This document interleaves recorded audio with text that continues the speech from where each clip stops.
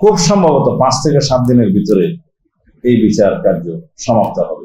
সর্বোচ্চ সাজা নিশ্চিত করার জন্য যা যা করা দরকার আমরা সেটা আমাদের পক্ষ থেকে করবো ইনশাআল্লাহ।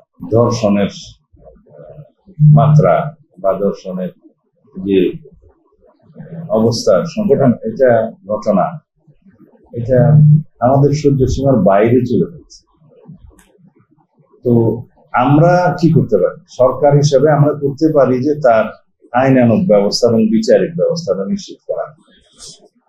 আমরা সবচাইতে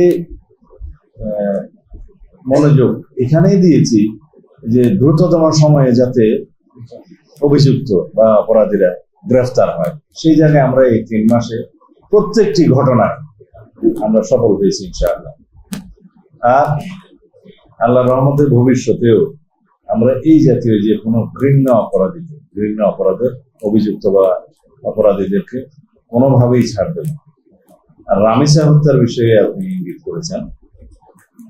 ধর্ষণ এবং হত্যার পরে আসামিকে 7 ঘন্টার ভিতরে গ্রেফতার করতে আমরা সক্ষম হয়েছি। আদালতে স্বীকারোক্তিমূলক জবানবন্দি দিয়েছে, সাথে সাথে একদিনের মধ্যে সেই 164 স্টেটমেন্টে তার সহযোগী অপরাধী হিসেবে তার স্ত্রীকেও, তার নামও তাকেও গ্রেফতার করা হয়েছে। আমরা খুব দ্রুততার সাথে আদালতের অনুমতি নিয়ে ডিএনএ টেস্ট করিয়েছি। সেই টেস্ট 3 দিনের সময় লাগে, 3 দিনের মধ্যে সেটা সমাপ্ত হয়েছে। রিপোর্ট কালকে বিকেলে জমা হয়েছে। পোস্টমর্টম রিপোর্টটা আমরা হাতে পেয়েছি ইতিমধ্যেই। এগুলো সব একসাথে করে কম্পাইল করে চার্জশিট প্রণয়নের কাজটা কালকে রাতের মধ্যে সমাপ্ত হয়েছে। আজকে দিনে আদালতে সুপর্দ করা হবে, হয়তো ইতিমধ্যে হয়ে গেছে। এবং আদালত এর মধ্যে ছুটিতে যাবে, আপনারা অনেকে জানেন। কিন্তু এই বিশেষ আদালতটা ছুটি মাননীয় চিফ জাস্টিস বাতিল করার চিন্তা করছেন। এখনো হয়েছে কিনা আমি জানি না, আইন মন্ত্রণালয় ডিল করছে। আমরা একজন স্পেশাল পিপি নিয়োগ করেছি শুধুমাত্র এই মামলাটা ডিল করার জন্য।